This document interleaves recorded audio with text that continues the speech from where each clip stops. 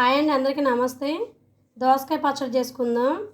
2 రోజులు నిల్వ ఉంటుంది దోసకాయ పచ్చడి. ఇది సన్నగా దోసకాయ ముక్కలు కట్ చేసి పెట్టుకోవాలి. చెక్కు తీసుకొని చేదు లేకుండా చూసుకొని సన్నగా ఇలా కట్ చేసి పెట్టుకోండి. వంకాయ ముక్కలు, పచ్చిమిర్చి ఇలా కట్ చేసి పెట్టుకోండి. ఫ్రై అయ్యేటప్పుడు చిందకుండా ఉంటుంది, కంట్లో కూడా పడుతుంటుంది. తెలియని వారి కోసం చెప్తున్నాను. స్టవ్ వెలిగించుకొని బాండీ పెట్టేసుకుని ఆయిల్ వేసుకున్నాను. పచ్చిమిర్చి యాడ్ చేసుకుందాం. ఫ్రై చేసుకుందాం పచ్చిమిర్చి.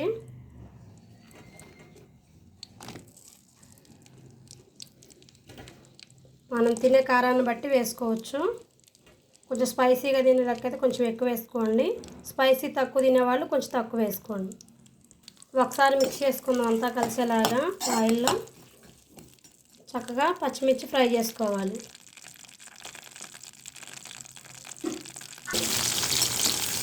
నేను చేసే పద్ధతిలో చేస్తే 2 రోజులు నిల్వ ఉంటుంది.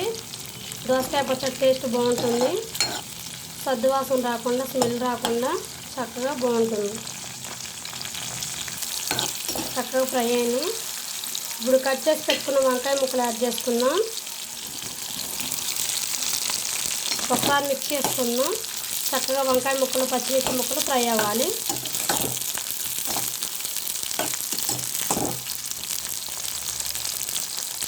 చక్కగా వంకాయ ముక్కలు కూడా మగ్గుతున్నాయి. ఈ టైంలో చింతపండు యాడ్ చేసుకుందాం. చక్కగా ఒకసారి మిక్స్ చేసుకుందాం. చింతపండు కూడా మగ్గిద్ది. కొంచెం కొత్తిమీర కూడా యాడ్ చేసుకుందాం.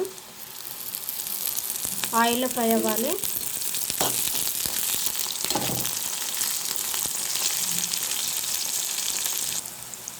చక్కగా అన్నీ ఫ్రై అయిపోయాయి. స్టవ్ ఆఫ్ చేసుకొని మిక్సీ జార్లో తీసుకుందాం. మిక్సీ జార్లో తీసేసుకున్నాను. కొంచెం చల్లారిన తర్వాత మిక్సీ పట్టేసుకుందాం. రుచికి సరిపడా కల్లుప్పు యాడ్ చేసుకోవాలి.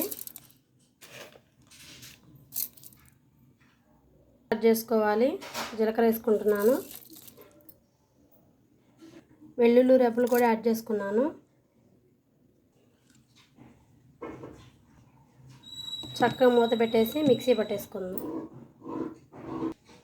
మిక్సీ పట్టేసాను. చక్కగా కట్ చేసి పెట్టుకునే దోసకాయ ముక్కల్లోకి ఇప్పుడు పచ్చిమిర్చి, వంకాయ ముక్కలు మిక్సీ పట్టాం కదా, ఆ పేస్ట్ని యాడ్ చేసుకుందాం.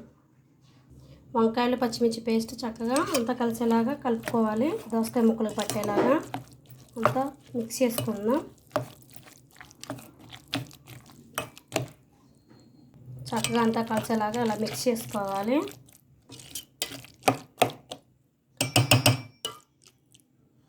ఇప్పుడు పోపు పెట్టుకుందాం.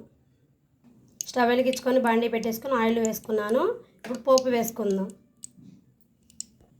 ఎండుమిర్చి యాడ్ చేసుకుందాం. పోపు దినుసులు యాడ్ చేసుకుందాం. చిటికెడు కొంచెం జీలకర్ర కూడా యాడ్ చేసుకోవాలి. పసుపు యాడ్ చేసుకుందాం. కరివేపాకు యాడ్ చేసుకుందాం. పోపు చక్కగా ఫ్రై అయిపోయింది. ఇప్పుడు దోసకాయ చట్నీలోకి కలిపేసుకుందాం. దోసకాయ చట్నీలోకి తాలింపు యాడ్ చేసుకుందాం.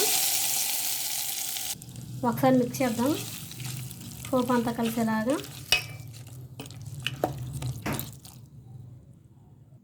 అంతేనండి, దోసకాయ పచ్చడి రెడీ అయిపోయింది.